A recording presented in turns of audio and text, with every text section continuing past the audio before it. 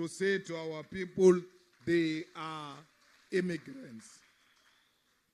Because they've got no regards for a black life. Black life is cheap, and they can treat it the way they want to treat it. Today, there is a sponsored view that Western Cape must become an independent country.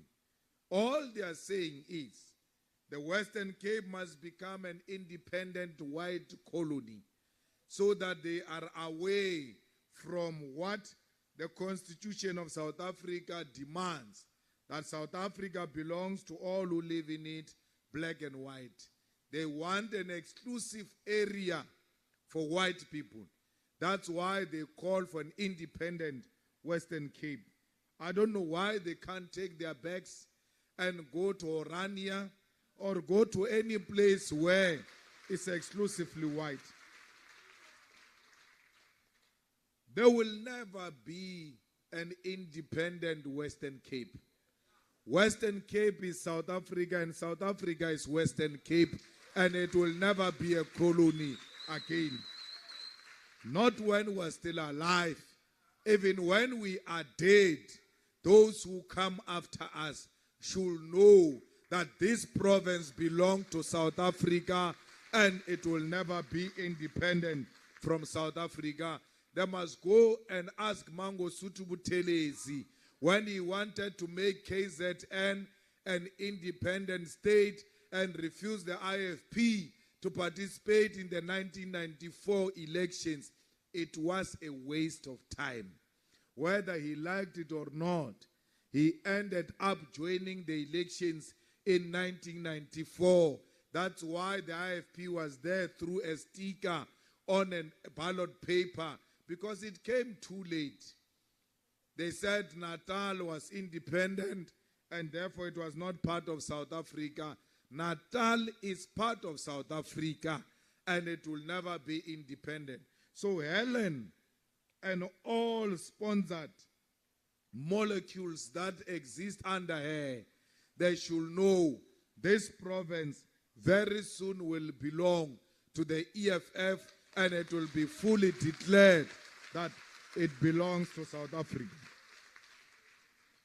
These tourists who are coming here in their numbers should never confuse her to be meaning that these tourists belong to South Africa. They remain tourists. And therefore, by being here in their huge numbers as white tourists does not make Western Cape an independent state. Western Cape is South Africa, and these tourists, they know wherever they come from. When they make bookings, it first says South Africa, then it says Cape Town or Western Cape. It doesn't say the independent state of Western Cape. They come to the Republic of South Africa and eventually come to the Western Cape.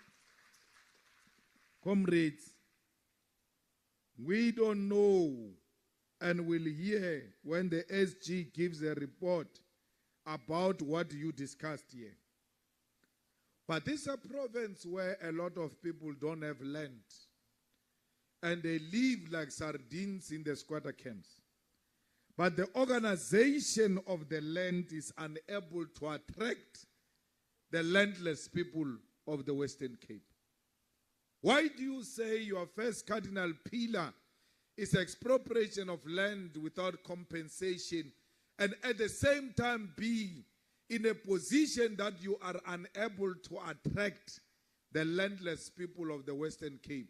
Because the cardinal pillar should automatically attract the landless people to come to the organization of the land.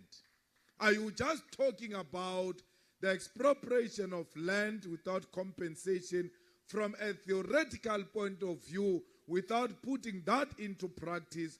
Or is the leadership of the EFF in the Western Cape constituted by laziness that is unable to attract the people to come to the organization of the land? Because the landless people, in their majority, they are found here in the Western Cape.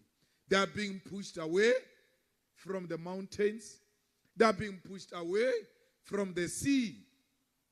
They too want to stay next to the beach. They too want to stay next to the mountain. But you are following in the land occupation program, the special planning of the apartheid and colonialist state that said black people must stay away from the cities and towns. That's where white people stay. Let's take, for example, an occupation of land in the Cape Metro that took place or in Stellenbosch. None of those occupations take people closer to Stellenbosch. Instead, your land occupation takes people away, further away from the town. Yet you say you are the organization of the land. The land means that we must go to a prime land, not to a rotten land.